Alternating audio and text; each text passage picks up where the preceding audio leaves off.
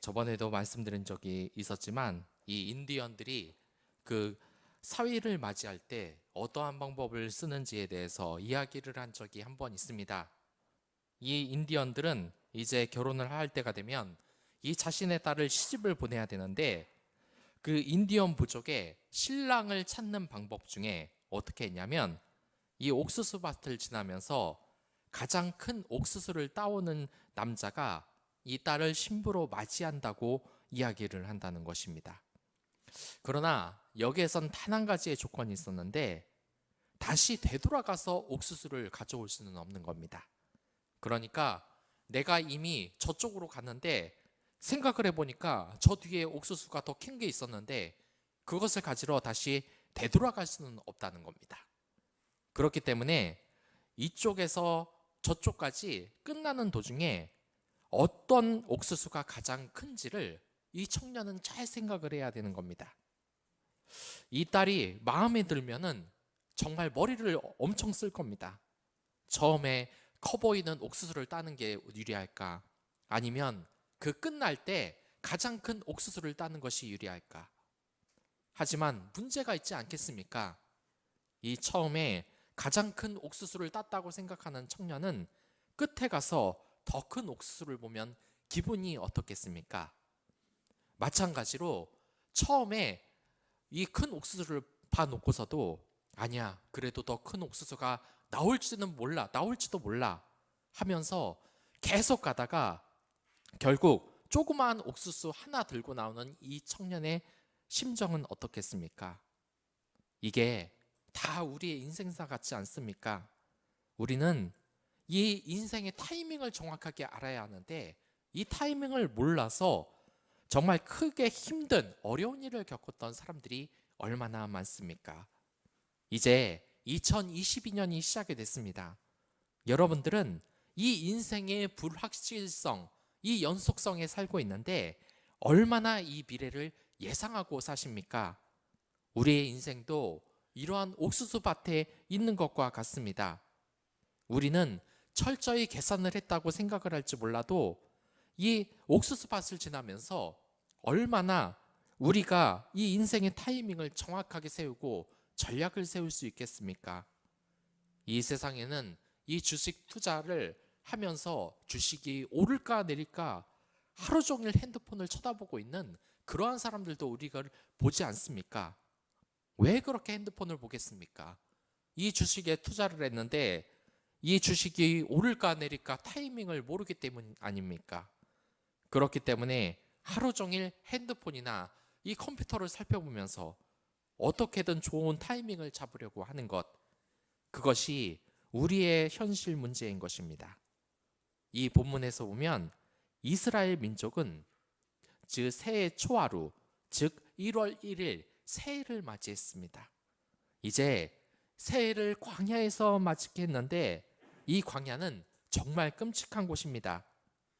이 옥수수 밭에서 좋아하는 여자하고 결혼을 못했다는 건 그냥 마음이 쓰리는 정도의 문제이겠지만 이 광야에서 제대로 된 인생의 타이밍을 잡지 못한다면 이것은 생존의 위협이 될 수 있는 문제이기 때문입니다.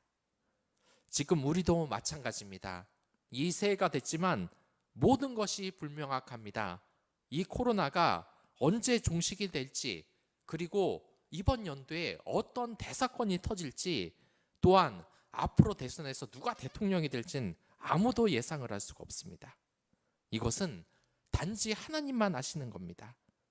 그런데 이 인생이라는 이 광야에 우리가 있다는 것은 미래의 희망이 잘 보이지 않는다는 것입니다. 이 광야에서는 씨를 뿌릴 수도 없습니다. 왜? 사막이기 때문에.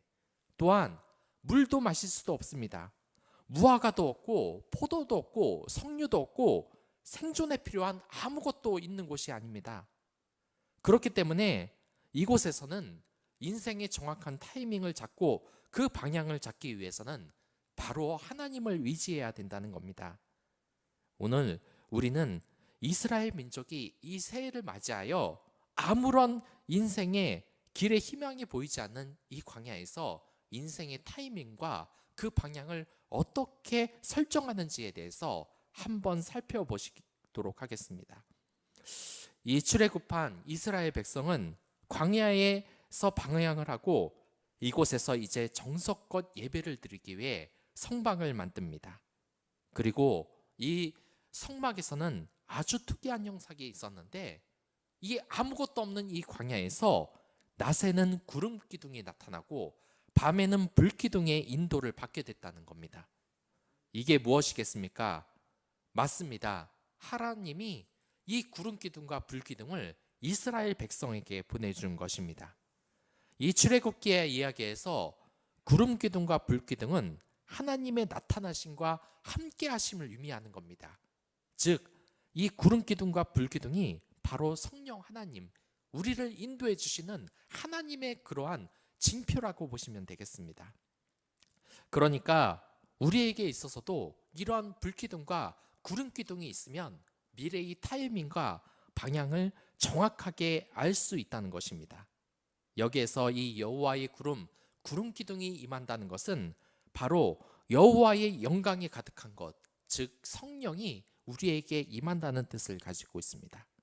그래서 이 성령 구름 기둥이 떠오르고 앞으로 전진할 때는 이 이스라엘 민족들도 똑같이 이 죽음의 광야 사막에서 이 구름 기둥을 따라갔습니다. 철저히 성령 하나님만 의지했던 것입니다. 또한 밤에는 불 기둥이 그들 가운데 있었습니다. 그러면 그들은 이 불 기둥만 졸졸졸 따라가서 이 사막에서 살아날 수 있었던 겁니다. 이것을 통해서 우리는 광야에서 어떻게 살아남을지에 대한 그러한 생존 전략을 알 수 있다는 겁니다. 40장 35절을 보면 구름이 회막 위에 머물러 여호와의 영광이 성막에 충만하였으므로 모세가 회막에 들어갈 수 없었다. 이 놀라운 하나님의 그 성령 하나님의 놀라운 이 위엄과 경외감 때문에 이 모세도 가까이 들어갈 수 없었다는 겁니다. 여러분들, 이 하나님을 믿지 않는 사람들은 이것은 알고 있는데 여러분들도 아시고 있습니까? 바로 우리가 하나님을 보면 죽는다는 겁니다. 왜 이러한 말이 나왔겠습니까? 그 이유는 이 하나님께서는 우리 인간이 가지지 못한 거룩함이 있다는 겁니다.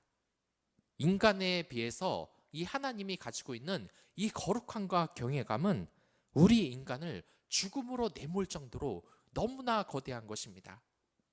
저는 이 TV를 언젠가 본 적이 있습니다. 근데 이 TV에서 다큐멘터리를 하는데 이 우주에 지구가 얼마 많았냐는 그러한 내용이었습니다. 그래서 이 전체 우주를 보니까 이 태양계에서 우리 지구는 굉장히 손톱만큼 작은 곳이었습니다. 또한 안드로메다의 은하나 다른 은하를 포함한 이 지구를 보면 정말 손톱의 때만큼 아예 눈으로 점으로 찍을 수 없을 만큼 작은 것이 바로 우리의 이 지구라는 것입니다. 이렇게 보면 우리 인간이 이 작은 곳에 사는데 얼마나 가볍게 생활을 하는지, 우리가 얼마나 경솔하게 생활을 하는지에 대해서 늘 생각해 보게 되고 이 우주를 만드신 하나님을 경외할 수밖에 없게 된다는 것입니다. 저는 이 교회의 전도사를 하면서 나와서 이 전도지를 돌린 적이 있습니다. 그런데 그때 전도지가 다 떨어져서 이 A4지에 그 전도지를 프린터에서 아이들에게 나누어 준 적이 있습니다. 이렇게 프린트로 나눠주자 뭔가 좀 이상한 겁니다. 이게 A4지가 굉장히 얇지 않습니까? 그래서 이 지나가는 아이들에게 전도지를 나눠주는데 또 그날 바람이 막 부는 겁니다. 그러니까 이 전도지가 아이들한테 주다가 이게 잘못돼서 거리에 쏟아지고 난리가 난 겁니다. 주변 바닥이 전도지로 휘날리면서 엉망이 되고 주변에 이 관리하시는 할아버지는 저 전도지 좀 빨리 주워서 치우라고 하니까 이게 전도로는 되지 않고 하루 종일 이 전도지 줍는데 시간이 다 걸리는 겁니다. 근데 그 휘날리는 전도지를 보니까 왠지 마음이 안 좋은 겁니다. 근데 저는 그때 생각이 들었습니다. 왜 전도지를 두꺼운 종이에 만들까? 이런 가벼운 A4지로 만들면 안 되는가에 대한 것이었습니다. 이 전도지도 무거워야지 사람들이 신뢰하고 무게감을 가지는 겁니다. 제가 이 결혼을 하는 이 사람을, 동료들을 볼 때도 그랬습니다. 이 동료가 저에게 이 청첩장을 딱 주는데 이 청첩장이 아주 그 고급 용지로, 두꺼운 용지로 이렇게 나오는 거였습니다. 내 생각을 해보니까 이 청첩장을 A4지 얇은데 프린터에서 내주는 사람은 없습니다. 왜냐? 이 결혼식이라는 중요한 이 청첩장이 절대로 가벼워서는 안 된다는 것입니다. 전도지도 마찬가지입니다. 그리고 하나님을 대하는 우리의 자세도 마찬가지입니다. 하나님에 대해서는 우리가 거룩함을 갖고 늘상 무게가 있어야 된다는 겁니다. 이 전도지가 얇아서도 이 팔락팔락거리면서 바람에 날린 것처럼 이 얇디 얇은 신앙생활에서 우리가 벗어나야 한다는 것입니다. 언젠가 이 목사님이 저희들에게 이런 말을 한 적이 있습니다. 이 기도를 하는 도중에 나중에 이 설교를 할 때 야단을 치는 겁니다. 이 청년들에게 대체 여러분들은 이 예배를 준비하면서 뭐라고 왔냐는 것입니다. 그런데 생각을 해보니까 전도사님 저도 이 예배 직전에 코미디 프로를 보고 왔습니다. 그리고 이 청년들 또한 일주일 내내 거의 성경을 읽지 않다가 이 자리에 온 것입니다. 그런데 목사님께서는 그런 신앙생활을 경계하라고 했습니다. 물론 우리의 생활이 가벼운 것 없이 재미가 없어서는 안 되지만 매번 코미디 프로, 성경 한 장 읽지 않고 그렇게 이 자리에 앉아 있어서는 무게감 있는, 경외감 있는 예배가 되기 힘들다고 이 목사님께서 말을 하는 것입니다. 이런 것은 어떠한 것이냐? 이러한 것입니다. 늘 사람들은 그럽니다. 아이들은 이 패스트푸드를 좋아합니다. 하지만 우리가 한 가지 기억해야 될 것은 언제까지나 패스트푸드만 먹을 수는 없다는 겁니다. 이 하나님의 무거운 무게감, 그 경외감을 우리가 알고서 앞으로 나가야 된다는 겁니다. 이 하나님의 이 불기둥과 구등기둥, 이 생존 전략의 첫 번째는 우리가 무게감 있는 신앙생활을 하는 것입니다. 하나님을 진정으로 경외하고 이분에게 예배드리는 그런 신앙생활을 하는 것입니다. 그리고 두 번째로 이 구름기둥으로 함께하는 것은 성령님의 인도를 받는 것을 의미하는 것입니다. 즉, 우리는 성령님과 함께 예배를 드리고 그와 함께 살아가야 된다는 것입니다. 이게 제가 이 초등학교 때 일입니다. 요즘에는 이러한 일이 거의 없지만 옛날에는 이 운동장에 모여서 모두 이 교장 선생님의 말씀을 들을 때가 있었습니다. 그때 겨울 때는 추워서 문제고 여름 때는 햇볕이 너무 쬐서 문제입니다. 그래서 이 교장 선생님은 계속해서 끝난다 하면서도 마지막으로 한 말씀 하자면서 계속 말을 하는 겁니다. 근데 이 한여름에 아이들이 어떻겠습니까? 이 뜨거운 햇볕을 맞고 더워서 땀을 흘리고 어떤 학생은 쓰러지기까지 합니다. 근데 이 쓰러진 학생을 보고 이 교장 선생님이 설교를 그만하냐? 그것도 아닙니다. 이 아이를 양호실로 보내고 나머지 아이들은 계속해서 이 땡볕에 서 있습니다. 여러분들, 이 한여름에 땡볕 한가운데 서 있으면 어떻게 되는지 아십니까? 이 군대에서도 요즘 이 군대에서도 힘든 일을 하는 이 군대에서도 이 더우면 안 되기 때문에 함부로 행군을 시키지 않습니다. 휴식 시간을 충분히 줍니다. 이 사막 한가운데는 어떤 곳이냐면 그늘이 전혀 없는 곳입니다. 얼마나 고통스러운지 아십니까? 이 교장 선생님의 말씀을 들으며 뜨거운 햇빛을 받는 것처럼 정말 이 고통스러울 때 가장 필요한 것이 뭐냐면 그늘입니다. 그런데 하나님께서는 이 구름기둥을 보내주셨던 겁니다. 이스라엘 백성들은 이 구름기둥을 따라가면서 이 사막의 그늘 아래에 있었던 겁니다. 그렇기 때문에 이스라엘 백성들은 자신의 생명을 이 구름기둥의 그늘로 생존할 수 있었던 겁니다. 우리도 이래야 된다는 겁니다. 이 성령님을 뜻하는 이 구름 기둥을 따라가지 않는다면 그것은 곧 죽음이라는 것입니다. 불기둥도 마찬가지입니다. 이 여러분들 들었을 겁니다. 이 사막에는 더움만 있는 것이 아닙니다. 바로 추위도 있습니다. 이 해가 지면 급속도로 온도가 내려가서 잘못하면 얼어 죽을지도 모르는 곳이 바로 이 사막인 것입니다. 그렇기 때문에 이 하나님께서는 밤에는 이스라엘 백성에게 불기둥을 주셨습니다.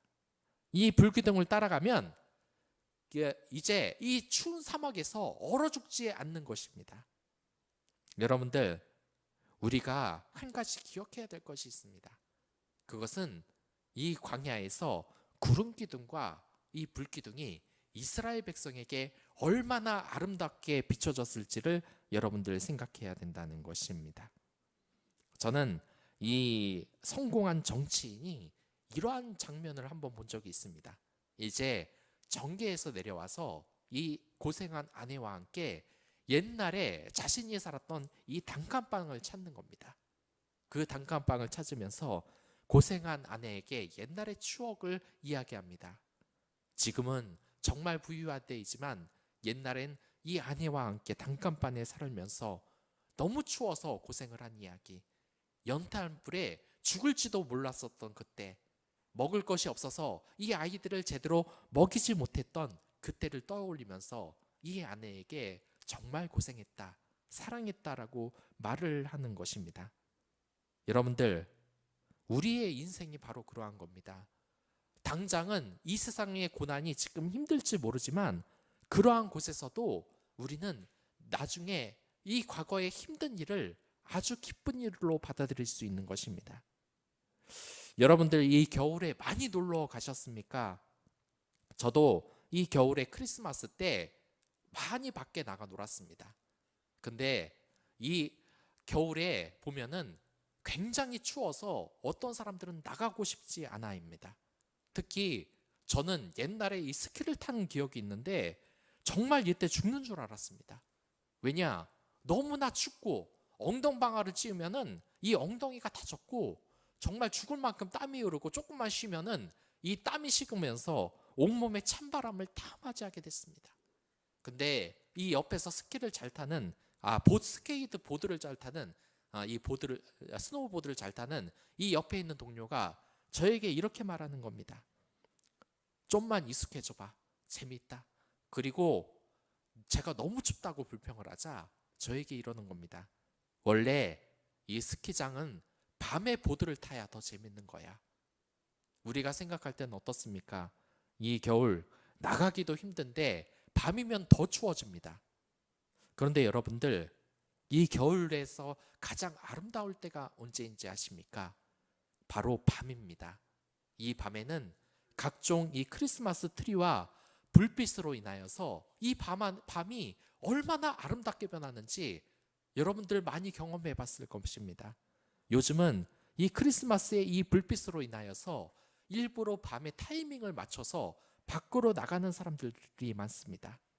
이 겨울은 모든 생물이 죽는다고 생각할지 모르겠지만 이때 구름기둥과 불기둥을 따라가면 여러분들의 그 인생길에도 아주 예쁜 그리고 좋은 하루가 시작이 된다는 바로 그것입니다. 주님만을 따라가십시오. 인생의 광야에서 여러분들은 아름다움을 찾을 수 있을 겁니다. 그리고 세 번째로, 이러한 구름기둥을 유지하면 인생의 정확한 타이밍을 우리가 알 수 있다는 겁니다.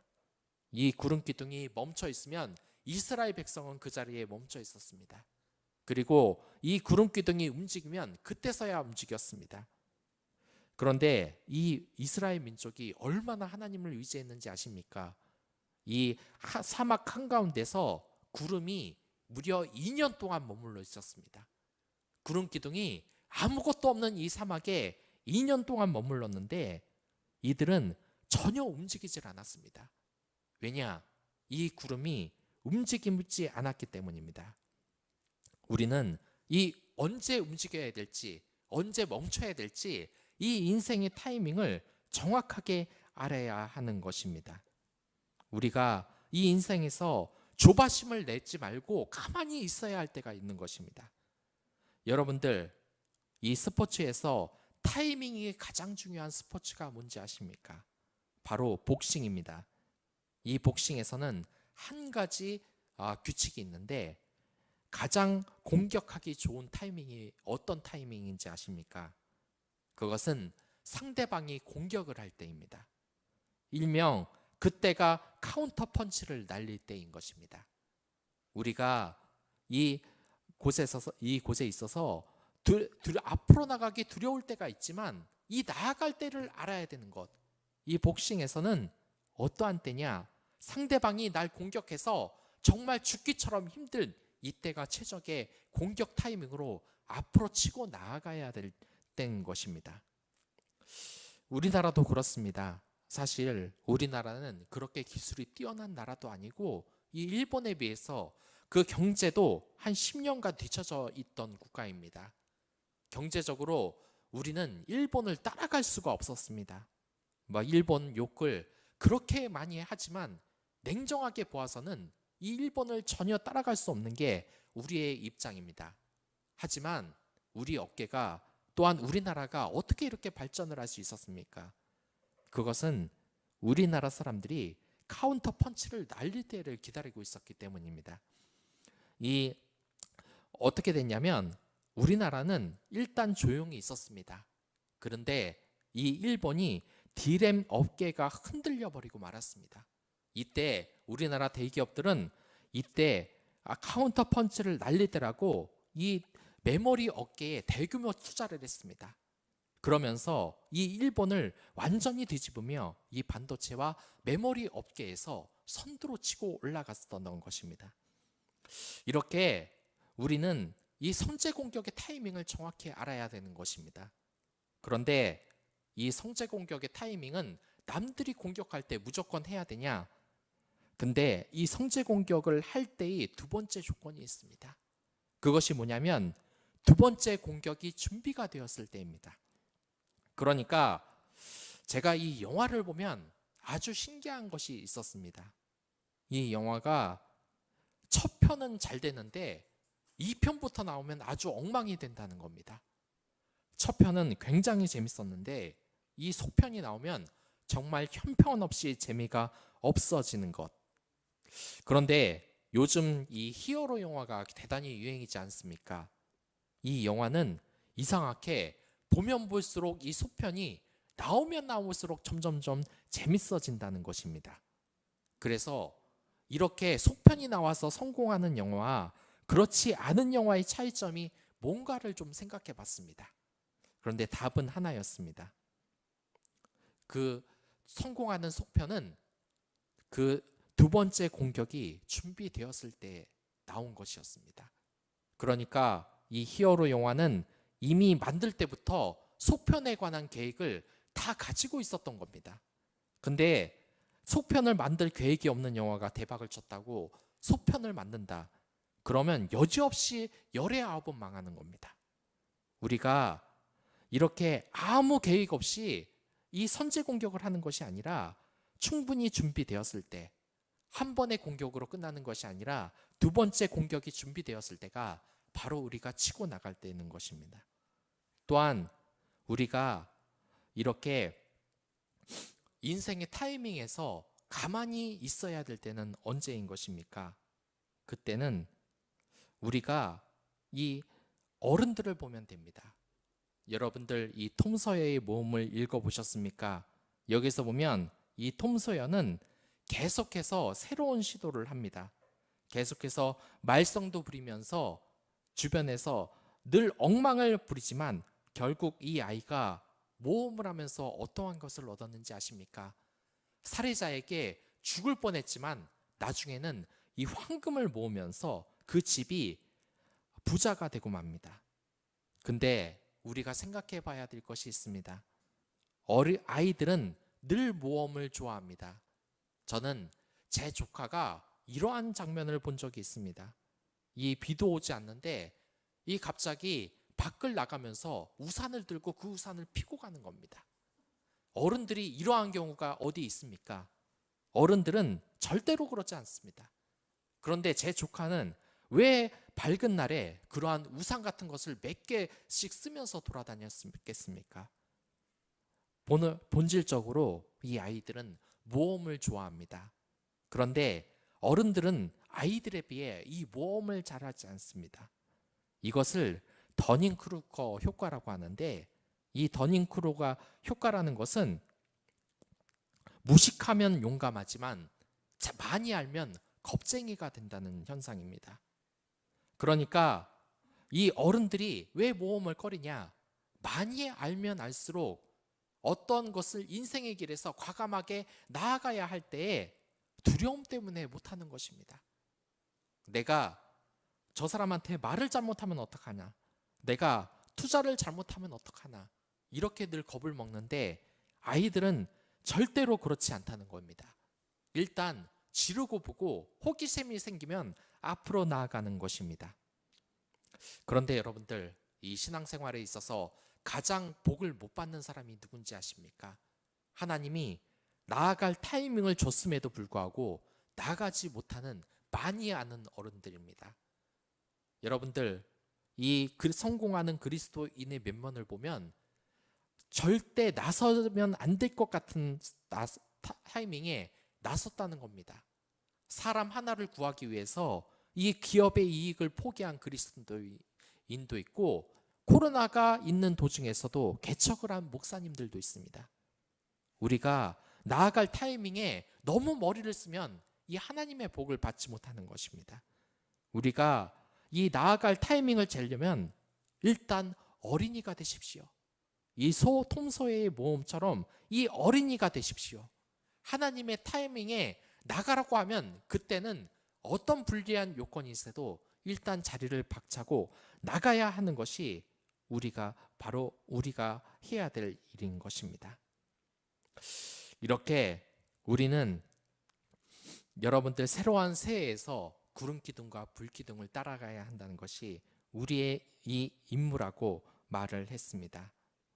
우리가 이 새로운 2022년도를 맞이했는데 이 연도에 그 선두를 여러분들의 생각이 아니라 하나님께 맡겨보는 것은 어떻겠습니까? 주님께서 여러분들의 그 길을 인도하실 것입니다. 여러분들이 이 광야 같은 삶, 인생에 희망이 없는 삶을 사십니까? 하나님께서는 여러분들에게 불기둥과 구름기둥을 성령님으로 인도해 주십니다. 하나님의 말씀과 기도로 이 성령님의 인도하심을 받으시기 바랍니다. 여러분들이 어떠한 인생의 방향을 가야 할지, 어떠한 인생의 타이밍에 멈춰야 할지, 나아가야 할지를 우리 하나님이 말씀해 주실 것입니다. 2020년도 모두 하나님의 그 성령의 인도하심으로 복을 받는 여러분들이 됐으면 좋겠습니다. 그럼 다 같이 기도하도록 하겠습니다.